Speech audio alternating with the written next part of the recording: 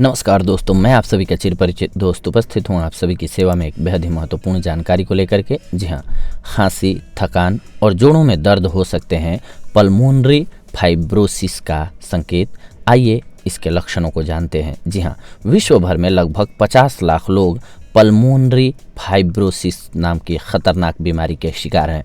भारत में इस बीमारी के बारे में जागरूकता न होने के कारण हजारों लोग हर साल मरते हैं, जबकि उनमें से ज़्यादातर को इसका पता भी नहीं होता है। दरअसल इस बीमारी के लक्षण इतने सामान्य होते हैं कि लोग इसे नज़रअंदाज कर देते हैं, मगर इलाज में देरी और लापरवाही के कारण ये बीमारी जानलेवा साबित होती है। पल्मोनरी फाइब्रोसिस एक ऐसी बीमारी है जिसमें मरीज के फेफड़ों के अंदरूनी ऊतक यानी टिश्यूज डैमेज हो जाते हैं। इस बीमारी में ऊतक मोटा और सख्त हो जाता है, जिससे मरीज के लिए सांस लेना कठिन हो जाता है और इसके रक्त को पर्याप्त मात्रा में ऑक्सीजन नहीं मिल पाती है। बीमारी के लक्षणों को जानते हैं। टीबी और दमा जैसी बीमारियों और फेफड़े की फाइब्रोसिस, पल्मोनरी फाइब्रोसिस के लक्षणों में काफ़ी समानता होने के कारण कुछ डॉक्टर भी इस बीमारी की पहचान करने में चूक कर जाते हैं। पल्मोनरी फाइब्रोसिस के मुख्य लक्षण कुछ एक इस प्रकार से हैं। सांस की तकलीफ, लगातार सूखी खांसी आना,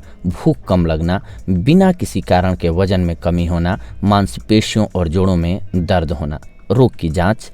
इन लक्षणों के दिखने पर इन्हें सामान्य नहीं समझना चाहिए। अगर ये लक्षण आपको ज़्यादा परेशान करते हैं तो तुरंत चिकित्सक से संपर्क करना चाहिए, क्योंकि अगर सही समय से इलाज किया जाए तो इस बीमारी को जड़ से ठीक किया जा सकता है।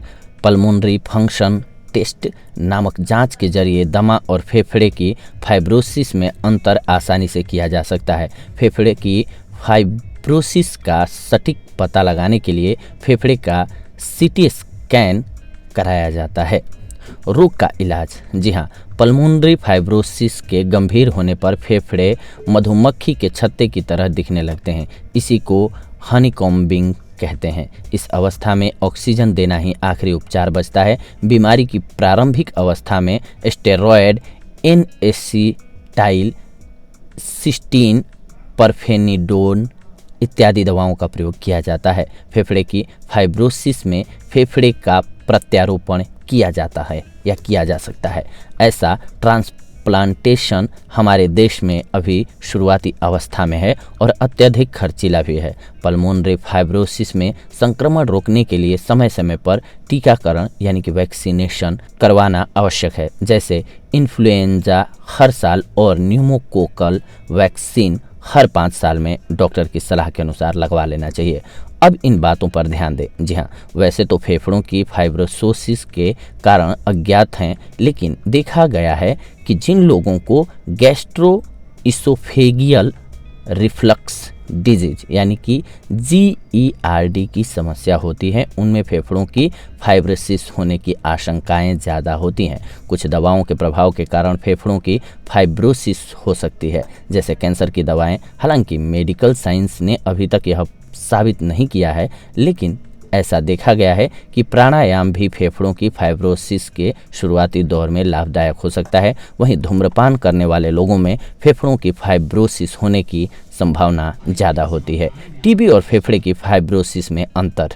टीबी की बीमारी में बुखार आता है, जबकि पल्मोनरी फाइब्रोसिस में सामान्यतः बुखार नहीं आता है। टीबी की बीमारी में खांसी में खून आता है, जबकि पल्मोनरी फाइब्रोसिस में सामान्यतः खांसी में खून नहीं आता है।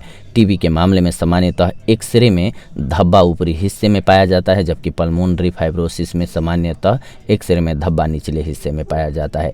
इसके अलावा टीबी के मरीजों के नाखून में कोई परिवर्तन नहीं आता है, जबकि पल्मोनरी फाइब्रोसिस की स्थिति में मरीज के नाखून तोते की चोंच की तरह हो जाते हैं। इसके अलावा बलगम की जाँच में टीबी के जीवाणु मिलने पर इसे टीबी समझना चाहिए। जी हाँ, अगर ना मिले तो टीबी ना समझें। जी हाँ, ये थी आज की जानकारी आप सभी के लिए। ये पहचानना बहुत ज़रूरी है ताकि आपकी जान सुरक्षित रह सके। अगले एपिसोड में आप सभी के साथ जुड़ेंगे एक और बेहद ही महत्वपूर्ण जानकारी को लेकर के। तब तक के लिए धन्यवाद। नमस्कार दोस्तों।